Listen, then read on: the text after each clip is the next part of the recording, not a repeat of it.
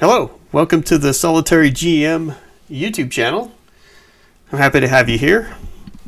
We're going to dive right into Ruthless Heavens Boundless Fate, and I'm going to make this game super easy for you and accessible and fun. That's my goal.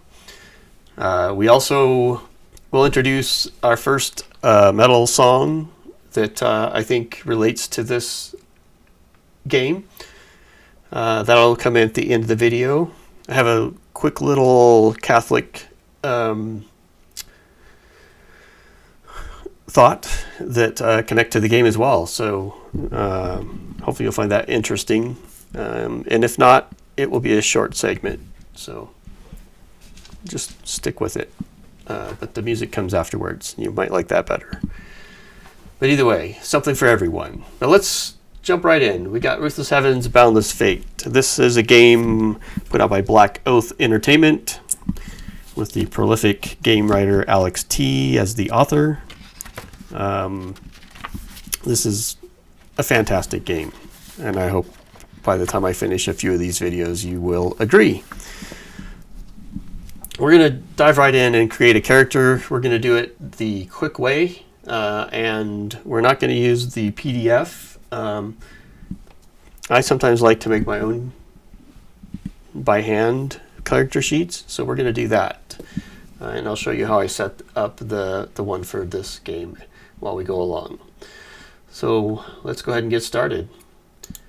In the book on page 17, there's a little quick start that you can run through. And it tells us to choose a name, age, and gender, write down our rank of initiative, set our levels, various character, soul, and lineage levels to 1. We pick a class, we add up our attributes and bonuses and domains and saving throws and skills. Then we pick ancestry and lineage. We calculate our attribute modifiers, we create a background, we buy equipment, we set up our hit points, our defense rating, our initiative, our aura, and our luck. So let's go ahead and start. Let's choose a name. Let's swap over to this one, and we'll go ahead and start. So when I'm doing this, I like to set up my character sheet this way. So for our name, we're going to be Arcturic.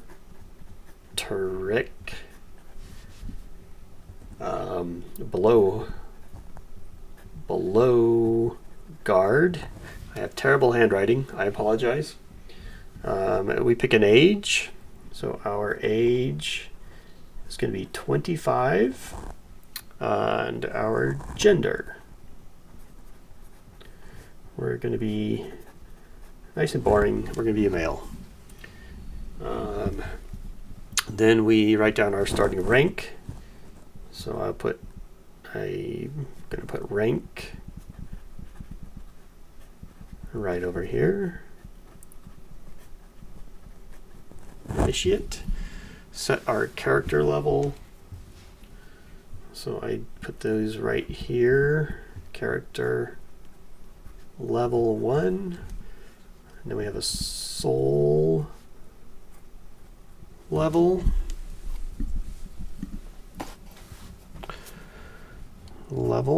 also 1, and we have a lineage level 1, and we pick a class. I like putting my class right over here. There's several classes to pick from in the book. We can find those starting on page 39. 39. I thought there was a list, but there's not. Okay. So you could be a Beastmaster, an Ecosian Thaumaturge, which is what we're going to be. There's a Life Warden, a Plague Shaman, Shade Walker, Sharpshooter, Vanguard of Ios, and then a Zenith Guard, and that's all of them. So we'll go back up here to our thaumaturge, Ecosian thaumaturge. So we write that down on our character sheet. We'll make a note that these are feared war spellcasters possessing the ability to channel enormous amounts of ether through their bodies and become devastating walking storms of fire, ice, and thunder. Domains are like areas of I don't think of the right word, but it's areas that you have some skill in, basically, or you have some knowledge of. It might be is probably better way to phrase that. So you get each one of these classes gives you a set of domains that you start with. You can always learn more. You get some starting saving throws. You have 3 saving throws, so you get a bonus on 1 or more of them. You have some recommended attribute scores, which if you look at that, it'll tell you you can just use these, or you get 72 and you have to distribute them among these 6 attributes. You can't go less than 6 or more than 18. You get some additional attribute points. So these come on after you set these. So in this case, you start with an int of 14 and immediately increase it by 1. And then you have a few skills, and we'll talk about skills a little bit later. But let's get this other stuff started and onto our sheet. So we'll go back over to our sheet, and we'll write our class, which is an Ecosian. Having some trouble with my setup here. Ecosian thaumaturge.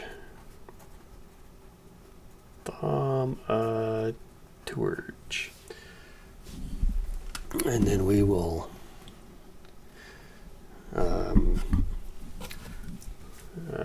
let's see, class, and then we'll have, in the future, we'll have an ancestry, so I put that right under class, and we'll also have a lineage, so I put that right under ancestry, and then I put my attribute scores below these. So we have strength, constitution, dex, dexterity, intelligence, spirit, just an I. That looks terrible. Okay. And presence. Those are our 6 attributes. So we start with a strength of 8. It says, if I'm just going to use the ones that come. Constitution is 12. Dex is 10. Intelligence is 14. Spirit is 16, and pre is 12. And then we get a +1, so this goes to 15, and we get a +2, so this goes to 18. I put our saving throws right here. Saves. Our saving throws are willpower, fortitude, and reflex. And we have a +2 on willpower. Domains I list right over here. And I will list those out.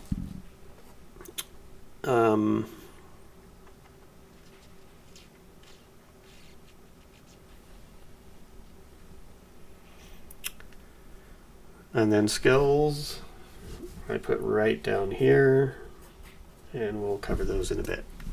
So I'm going to pause here, clean this up a little bit. Right here, we assigned the attribute scores. We've assigned the additional attribute points, the class domain, the starting saving throws, and the skills. I've got those all written down in here. We need to pick an ancestry and a lineage next. The ancestry that we are going to choose is called Talon Song. And the lineage is Mind.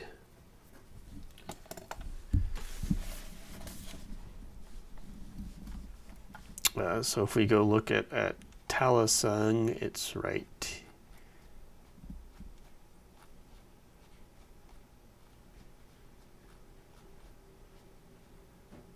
here. And it tells us some things about the race. They like music and dance. They have a connection to the skies, harmony and cooperation at a price. They believe their strength lies in unity.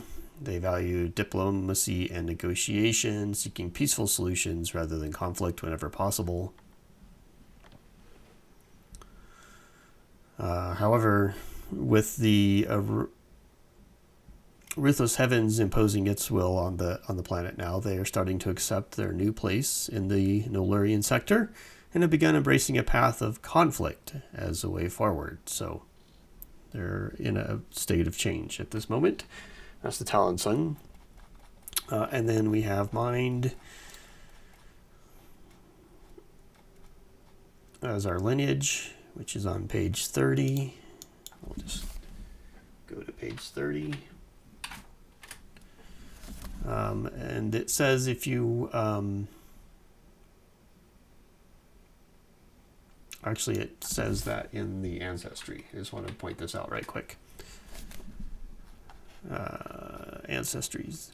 There's a table right here on page 19, and you can pick one if you like I did. I just picked Talon Song. But if you roll a d6 and just use the one that you picked, you can pick an attribute score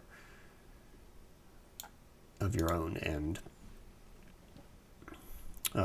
increase it by 1. So you could increase your strength by 1 or constitution or something. Which when I rolled up my first character, that's what I did, and I picked. I got a 6, so I got Talon Song.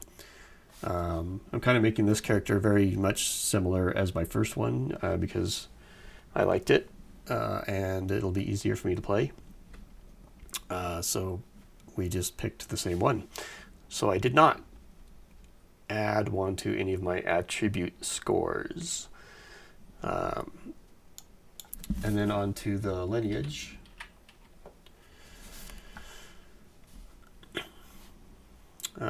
So there's 10 different lineages you can choose for your character. Lineages are unique inherited traits that grant individuals special abilities and affinities, often associated with powerful beings or forces. They can manifest in various ways, such as physical enhancements, add to your combat. There's also a limited number of skills that you can, or lineage skills. So that's not lineages. Anyway, we picked Mind for our character, and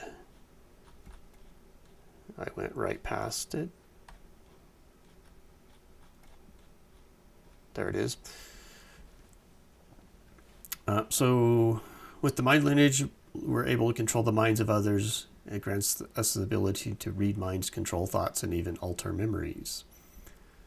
We possess a deep understanding of the psyche and can use their abilities to manipulate others to our will, and we can protect themselves from mental attacks and resist being controlled by others.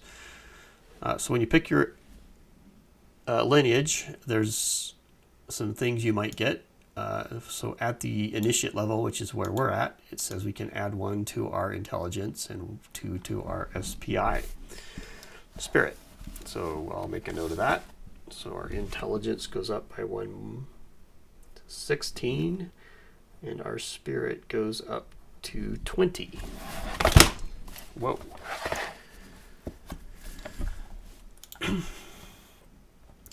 These other things, as we gain levels, we'll describe that at some point, we get these other additional bonuses and things that we can do. So at Initiate, we just get these things. And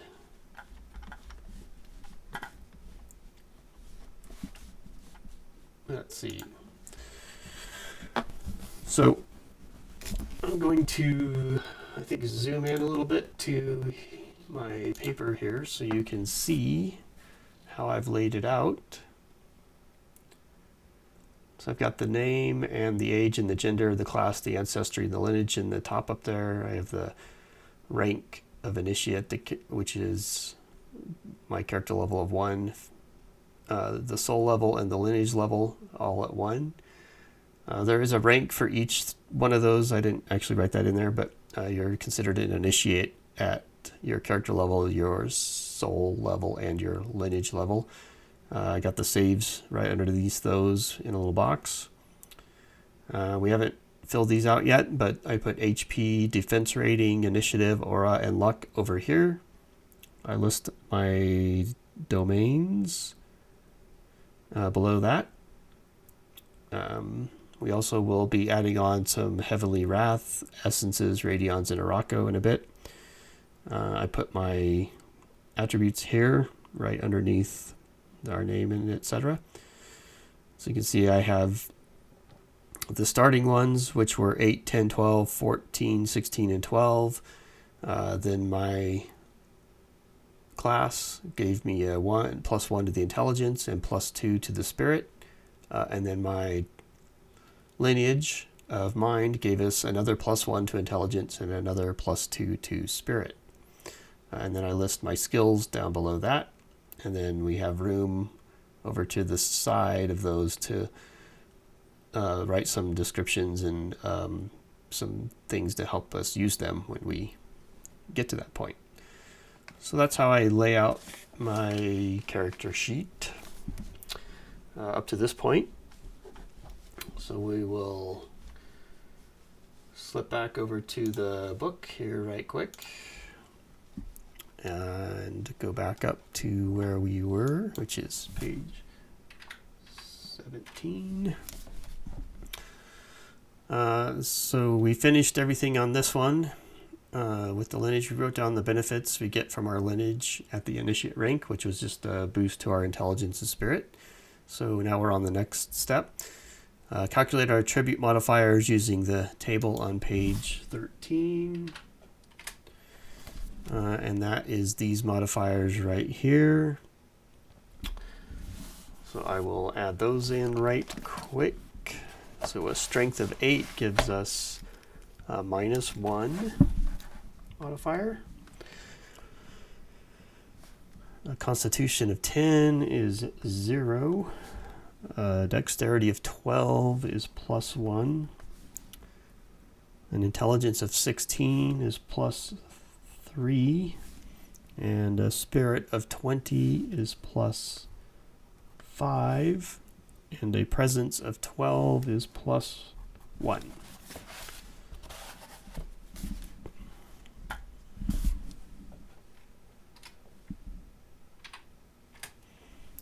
And then there's a background table on page, there's 3 background tables. They're on page 56 starting.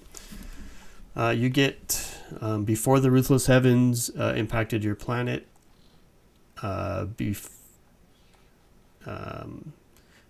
upon its arrival, and then the last one is the aftermath. So it's a D20 table. You roll 3 times, and you kind of build your background of your character with that. So my character, we'll go back over to here, and I have on the pre-printed one that I did to get ready for this video. I have my background already rolled up and written down here. So I got wilderness survival. My early years were spent in the wild, learning to fend for yourself and adapting to the challenges of nature. As they arrived, I was the first person on my planet to manifest powers, which sparked a wave of cultivation among others. And then shortly thereafter, I quickly turned to the new possibilities that opened before me, setting out to explore the Norlorian sector. And then I have written a little kind of paragraph extrapolating some info, add that out a little bit more into more of a fleshed out background, which I'll introduce probably not in this video, maybe the next one.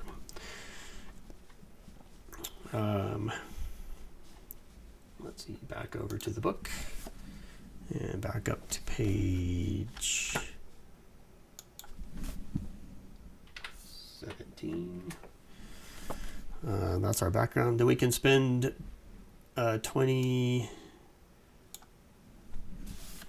I forget the name of these, meso crystals, gero crystals. So we get 20 to start with to spend buying treasure and gear. I'll skip over that for right now, but that's pretty easy to do. We write down our defense rating, which is 10 plus our dex modifier plus our armor modifier. So you have to get some armor before you can find your defense rating, and I skipped over hit points, I just realized. So we'll do the hit points first, which is equal to our constitution plus our constitution modifier. My constitution is 10 and the modifier is 0, so my hit points is 10.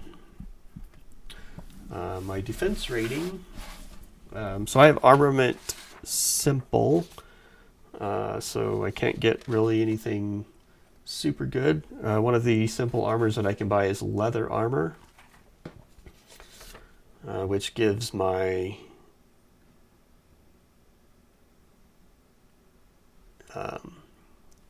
dex 12, 10 plus my dex modifier plus the leather armor that I get. And I think leather armor is +3. I will look that up and confirm, but that makes my defense rating 10 plus 1, I think it's +2. So that gives my defense rating of 13. Your initiative is equal to your defense or your dexterity modifier, which is +1. So my initiative is 1. Your aurora is the total of all my attribute scores, which I've added that up. That is 68. So that would be 8 plus 10 plus 12 plus 16 plus 20 plus 12. That comes to 68. Luck starts off at 0. And then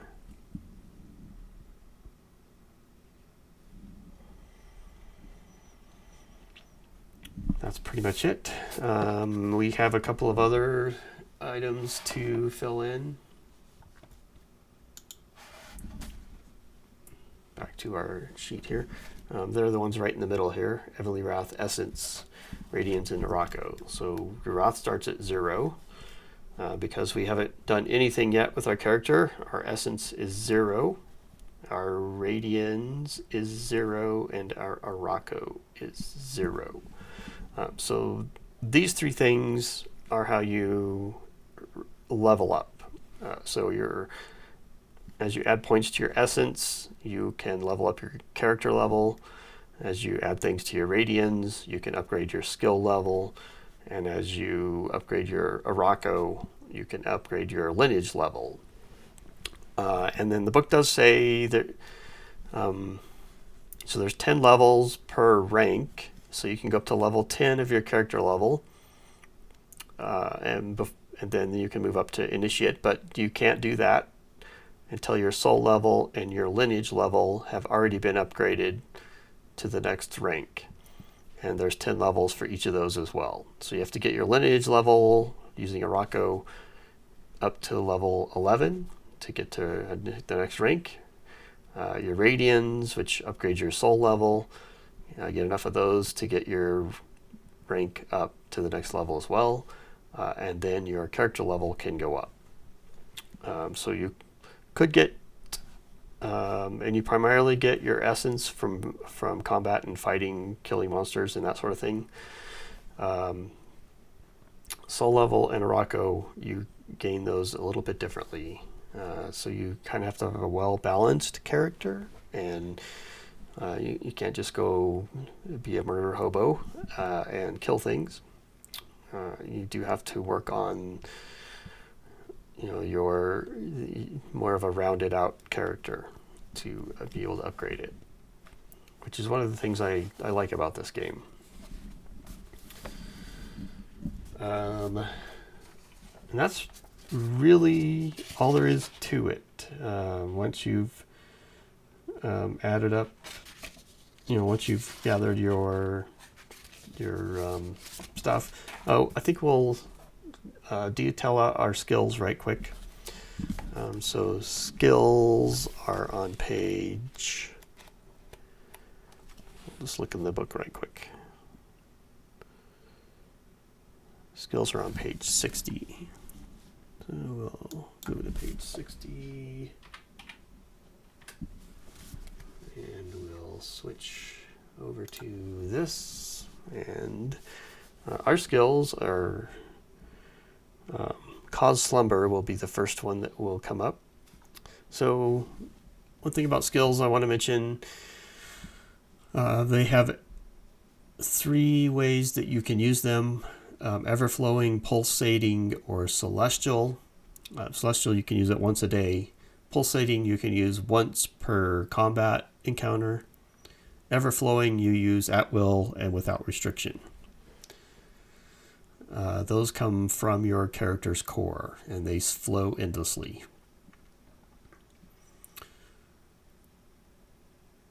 Pulsating is handled by gathering your ether and send it out as a strong pulse towards the skill tattoo. That's another thing that we should mention. Your skills. When your ascendants learn a new skill, it takes on a unique appearance based on your personality, interests, and desires. It has a base appearance and manifestation, but it's important to add some differentiation. So when you get a skill, it actually kind of embeds a tattoo on your body in some locations. So it's kind of a fun exercise. You can, if you're an artistic type person, you can draw out what your tattoos for your skills actually look like. It says right here they appear as luminous diagrams or tattoos made of some strange living ink at first. But then with hours they fade away and become invisible. So they only show up for a little bit of time, but they are still there even if you can't see them. And then you can only have there's 4 types of skills: ultimate, combat utility, and movement. You can have 1 ultimate, 4 combat, 1 movement, and 3 utility. And then your skills tell you what type they are. And when you get your initial set, you don't get any more. You only get 1 ultimate. I think you get 1 ultimate, 2 combat, and 1 movement, if I recall. I think at least that's the skills that I got with this character. So enough about skills. Let's just go look them up. As you find new skills, you can take them in and get another tattoo. There's a nice table here you can roll to find out what skill you acquired. If you get a new ultimate skill, you can't add it, but you can replace it. So if you want to get rid of, if you like the new one better than the one you had before, you can overwrite it, essentially. But you can't add to it. So our skills First one is Cause Slumber. Cause Slumber, you force your target into a magically induced weariness. It's a natural sleep. They must pass a willpower saving throw against our SPI check, or they'll fall asleep. It has to be within 10 meters. It's a standard action. This is a pulsating skill, and it's one of our combat types. And we can do one creature. And then these skills do have upgrades that you can do later on. So we'll cover that later. But I just like to add a few notes on my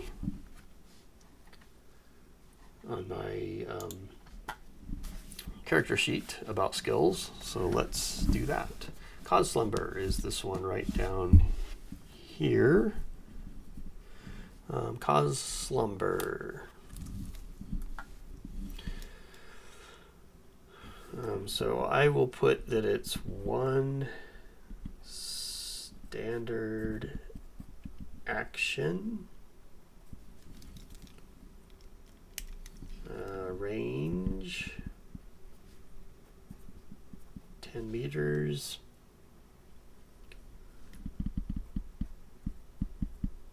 target one creature, and then we'll say we need a willpower save.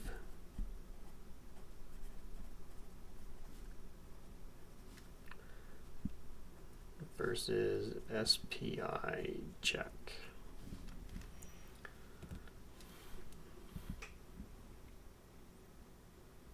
And they're asleep until they get woken up. It says under normal circumstances. So if they sleep for a couple of hours, they might just wake up on their own. If somebody bumps into them or shakes them or something drops on them, that might wake them up as well. So it's not like a magical sleep. They can just wake up normally. All right, let's look up our next skill, which is going to be Frostbolt, I believe, in the list. So let's go find Frostbolt. Yeah, Frostbolt. It's a combat skill again. It's they all have a domain, so you have to know the domain for the skill. So if you find a new skill that's in a domain that you don't know, you're going to have to learn you have to add that domain to your list in the way that you add domains before you can take in the skill. This usage is ever flowing, so you can use the Frostbolt as much as you want. It does take one standard action. So I'll make a note that this is a pulse, and this one is ever flow. Go back over here. One standard action, so one standard action. Its range is 20 meters. It's one target. And this one is an SPI check. On success,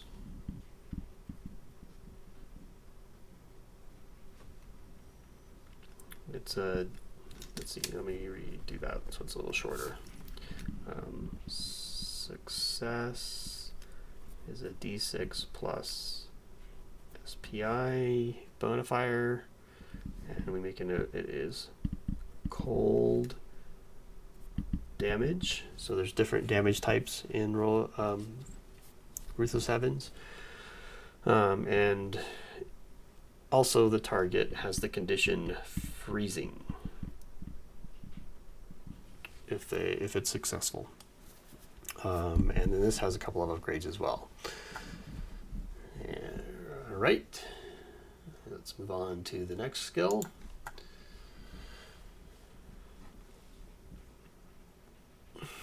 Glide, which is right below it. Very nice. Oh, let's see. I'll just tell. With Glide, you fall gently, landing on the ground, soft as a feather. It's a movement type, so that's our one movement we have. It's It comes from the domain wind, which I have. It's an ever-flowing as well, so I'll make a note of that. It's ever-flowing.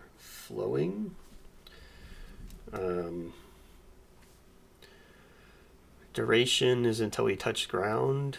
It's a free action, so we'll make note of that. It's a free action. Range is in its sight, so it's just yourself. So self right now. And this gives us a benefit of we take no damage from falling, regardless of the height.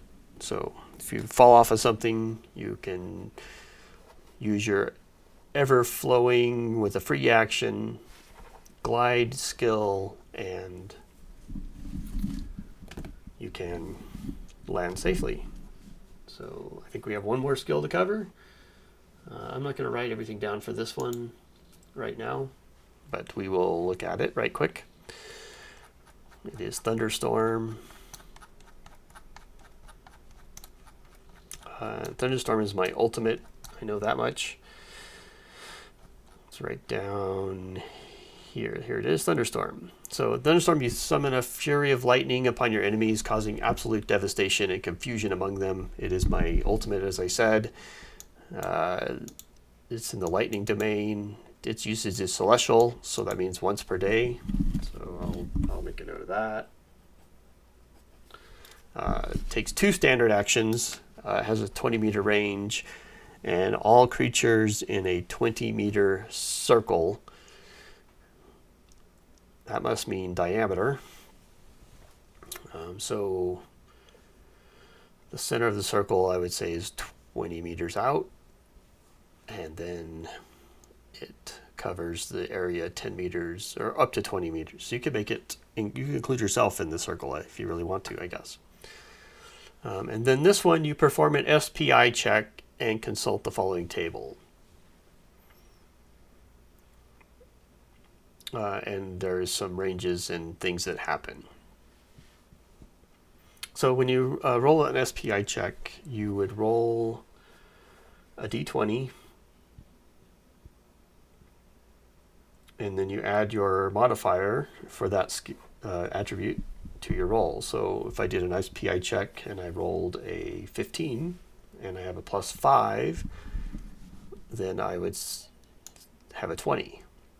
And then that would cause a thunderstorm that intensifies and deals 4d10 lightning damage to every creature in the area. So it's kind of devastating a little bit. All right. I think that rounds out most of the character creation. I'll just cover one more item. And that item is the inventory slots. So in Ruthless Heavens Boundless Fate, the way you don't have to do like encumbrance or anything. The way that's covered is by item slots. And you have 10 items that you can carry. It's right back here. Nope, I went too far. Here we go. So it's on page 299. You can equip 10 items on your body, or 9 if you have a two-handed weapon. So on the character sheet, I use this whole bottom section here to record what I'm wearing, the 10 slots that I have in my inventory, and then the 20 slots if I get a backpack, and a couple of pouches, the slots that I get for there. But I got ahead of myself a little. On the body, you can have 1 item in your main hand, 1 item in your offhand. You can wear a belt. You can have a helmet. You can wear armor, which we have leather armor, as I mentioned. A pair of gloves, a pair of boots, a pendant or trinket, and up to 2 rings.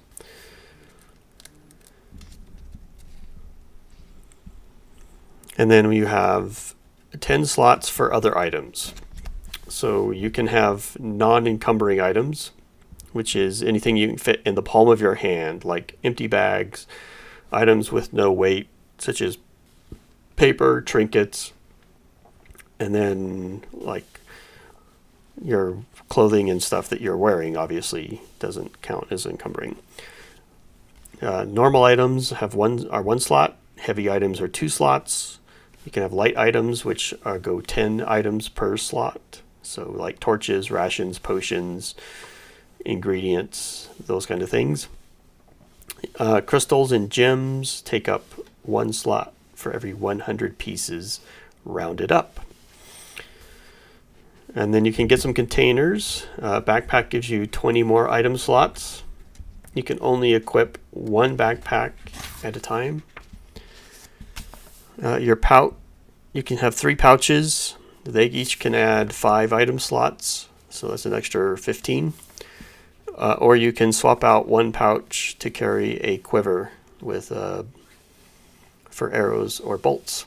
And then you can also find spatial bags, which are really cool. They have some additional features, and they add, there's 3 sizes of those. You can get 25, 50, or 100 more slots. And then the last thing to note is you can't place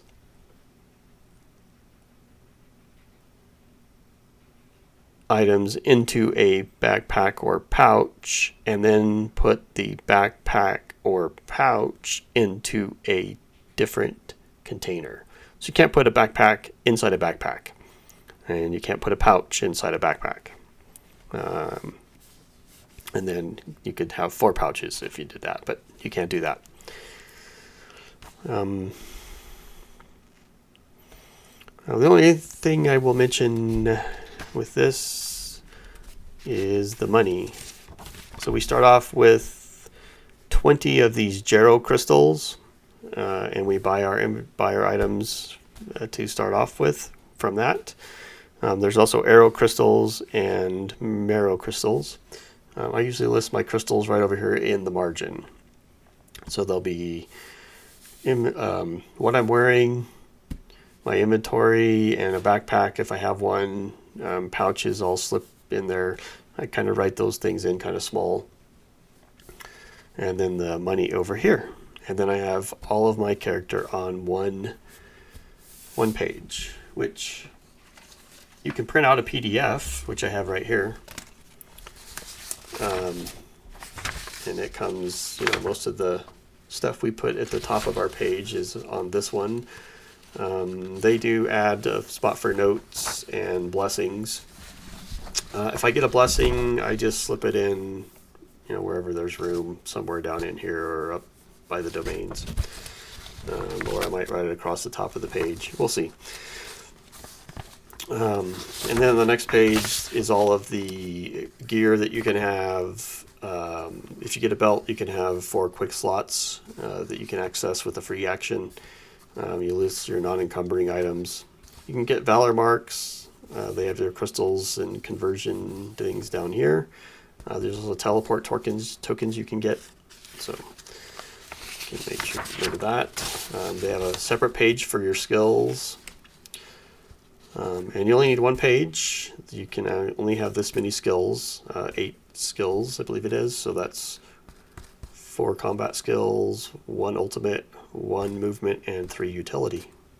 So 1 page of skills, which is kind of nice. You get a little extra room to write because I had to squish it all in here. So you might like that better. One feature this game has is you have a capital. So your home world that you came from, close my book and get out of my way. There, where you came from, your capital, you have the ability to upgrade that and add more structures. It'll give it a defense rating, and you'll want to do that because your planet is in the outer rim of as the Ruthless Heavens expands and the path of extends its path of ascendancy out across the galaxy. The newly acquired areas are at the very edges, so that's where you're at. and that's called the Outer Rim.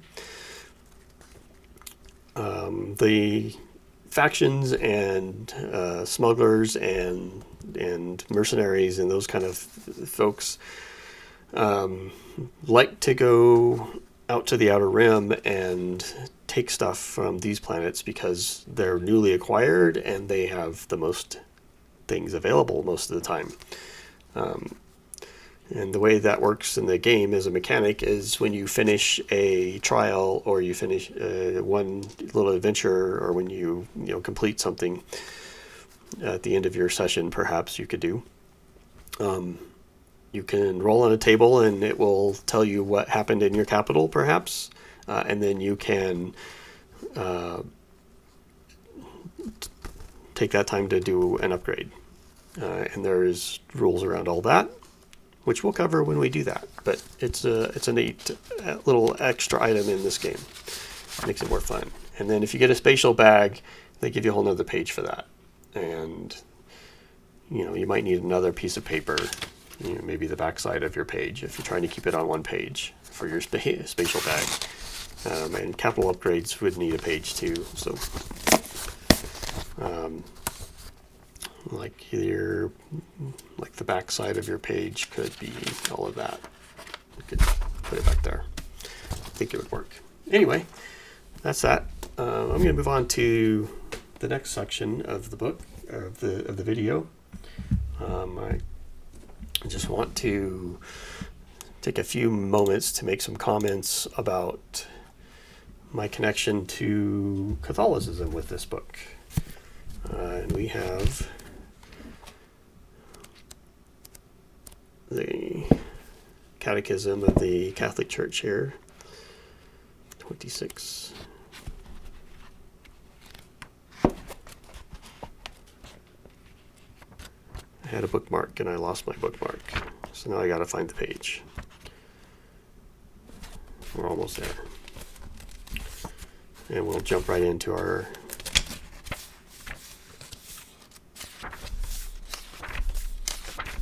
here we are. So when I was thinking about Ruthless Heavens and Boundless Fate, there was on page 171 in the book,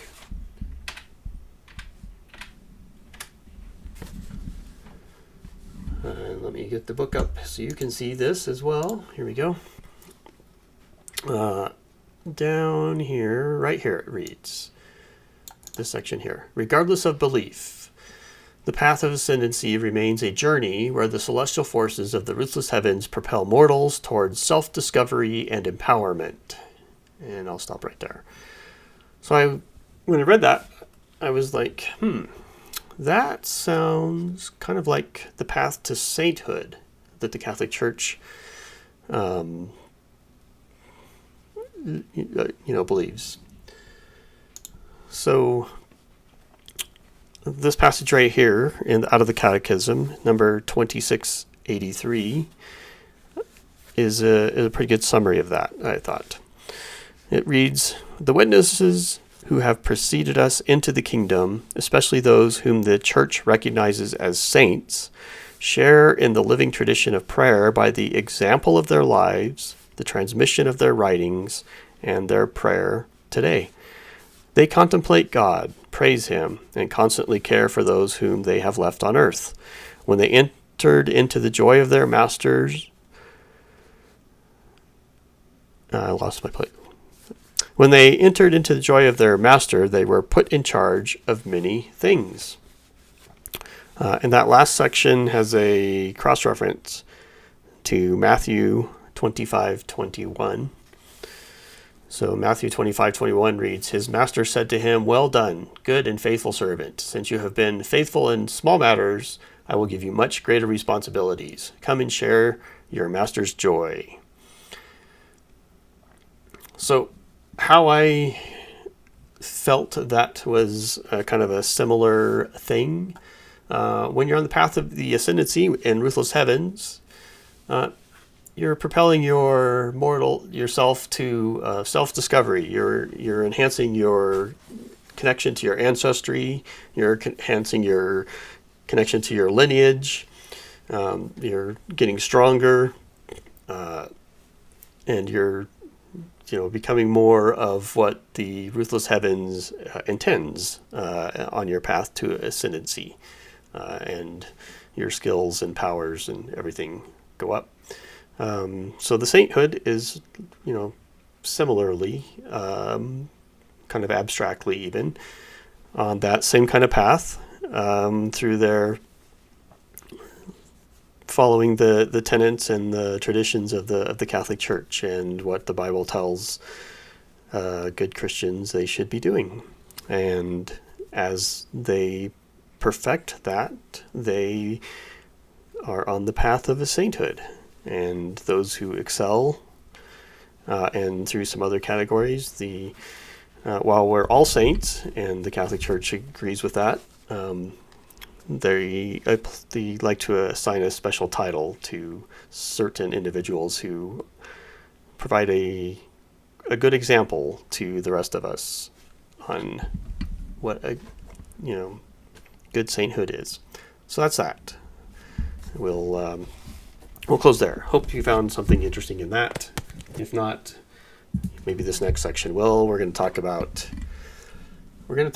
the song that I picked out for this video. So I gave a little teaser of that. I'll throw that up here. You may have seen it in the thumbnail. Devin Townsend, right down here. So Devin Townsend is a Canadian metal musician. He was born in 1972. The song that I picked out for this game is it's called Genesis. Came off of his album Empath. That album came out in March of 2019.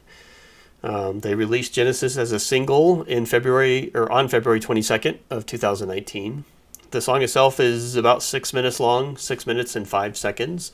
The official video, which I will have linked below, the official video is 7 minutes and 27 minutes long.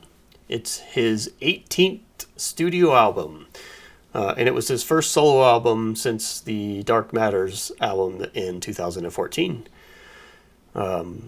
Another interesting note, a lot of people consider this Empath album his first release as a solely solo artist, and a solely solo album since 2007, because between 2008 and 2018, his main project, the Devin Townsend project, was what his main focus was.